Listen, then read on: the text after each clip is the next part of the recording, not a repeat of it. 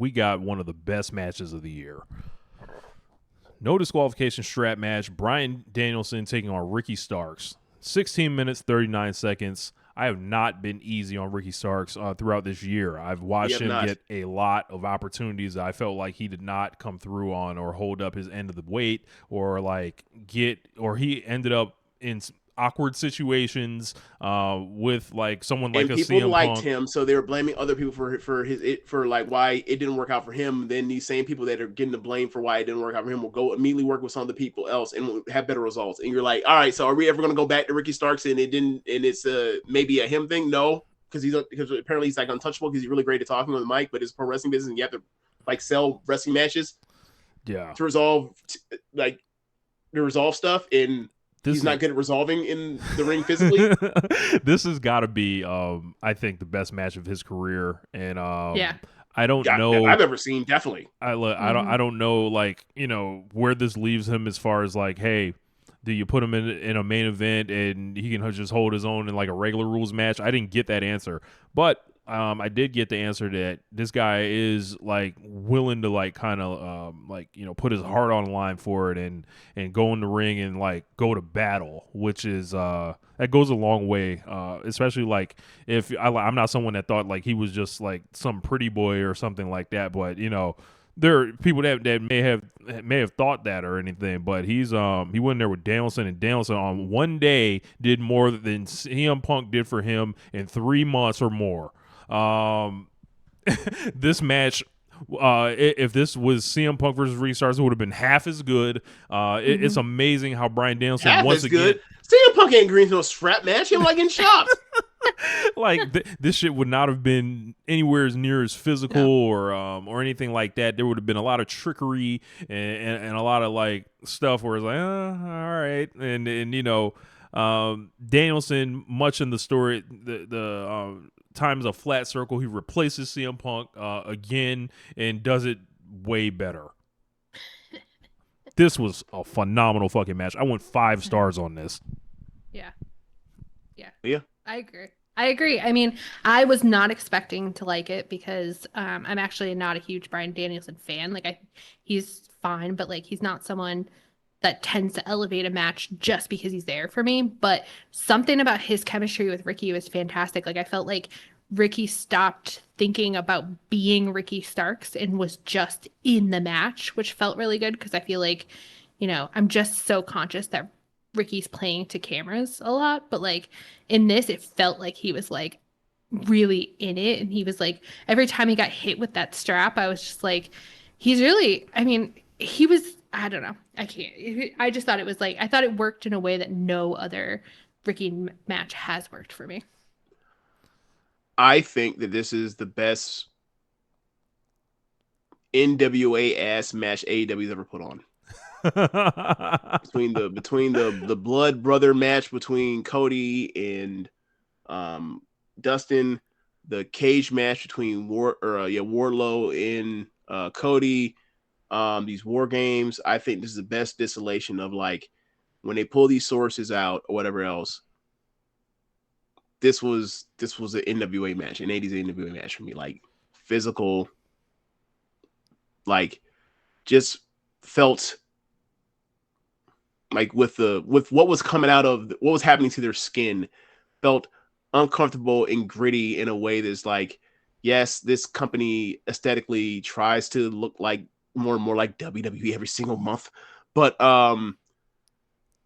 you can't fake that in particular. Like they went out there and they literally strapped each other and tarred each other or whatever you want to call it, or just they just in the they face. beat the skin off each other in a way that was like, just you can't fake the those shots. And it's like that's the reason why, like, people like Dragunov, people like Gunther, these hyper violent matches that we see in Japan all the time, why they work so well, because like if you are a fan of pro wrestling, the easiest thing to do to watch it and enjoy the violence of the matches or the cooperation of the matches is like, we don't run ropes, or we do that as little as possible. Ultimately, we hit each other really hard. And they hit it, and with that strap, they were able to hit each other really hard. And they did the stupid thing that like Ano and Natsupoi did in Stardom earlier this year, where like they did the four corner shit. They just had a match. They were happened to be attached to each other by strap at the wrist, and they used that thing to beat the shit out of each other with it.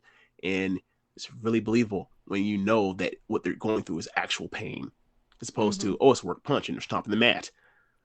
So it worked really well, and the interference I thought worked very well. And I thought it was great idea with the strap thing to have Ricky Starks go over the top rope so that you can get a dive from Danielson and have to worry about some weird entanglement thing between the ropes. So I thought it worked out great.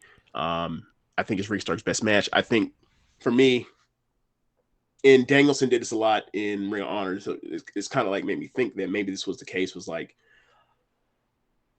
after having a replacement thing, is like we're gonna do a really physical match because I think a lot of people that are, I think he probably thinks a lot of people that are holding their feet out on Ricky Starks, like me and you, are like, we don't really see the offensive repertoire of someone that can be a top star in this company. We don't necessarily see him have creative storytelling matches in that way. What can we give them in a way that they can feel? And it's like, we'll make them feel like the physical, visceral violence. And Ricky Starks' person that comes out in pearls, whatever else, he's a pretty boy. His aesthetics is a pretty boy. Not saying anything about that being a bad thing. We've seen some of the best stories in pro wrestling be like the pretty boy shed with a tough, grizzled person. Triple H versus Mankind, Hell in a Cell, all that stuff over the years, right? I thought this match for Ricky Starks to come out here to kind of in this reset thing with Danielson, a person that's had some of the, some of those violent matches in American history, American pro wrestling history, and they go out there and they have one of his most violent with that guy. Even though he lost because he would not tap out. That I thought that he's in a pain, his skin is shredded, a lot of heart, welted up, and you could see his head's like he's about to pop off because of the pressure, and then he passes out. I thought this did more for Ricky Starks than anything other than like the MJF promo from earlier this year. Yeah. In his whole AEW career. I'm sorry. I thought this was excellent. I think this is a way to, relaunch him after all the setbacks he's had that are, quite honestly, those are real. So like when people have these things for him, I'm just like, yes, I acknowledge these things happen. However, I also watch his matches, and I don't think if the resets didn't happen and all of a sudden like we're in a alternate universe where like everything goes well and he's the AEW world champion. I don't see that. I see him as a mid-card champion type of person. So yeah, like great. And it's another case of Danielson. He's wrestling the young guys and he gives them their best match. Guevara, Garcia, now Starks. So he's replacing Punk as like the quote unquote anchor guy apparently in Collision. He's going to do better than Punk did because he actually enjoys wrestling the young guys. Yeah. And actually putting them over at some point. Yeah.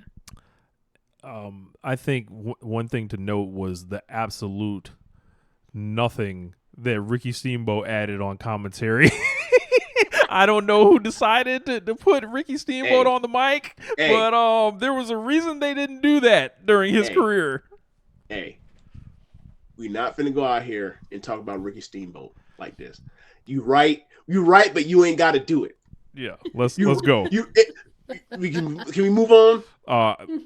Again, this match was sensational. Yeah, sensational. Go out of your way to see this. I'm gonna go bash. I might like it even more. This is like this got to be one of my 20 favorite matches in AEW this year, easily. Like this is a match where I think you see a guy desperate to get to another level. Whether that's I want to be a world champion, I want to be a main eventer, or I don't want to be who I was yesterday. Like Ricky Starks is not who he was yesterday. Like after this match. Yep. Right. Yep.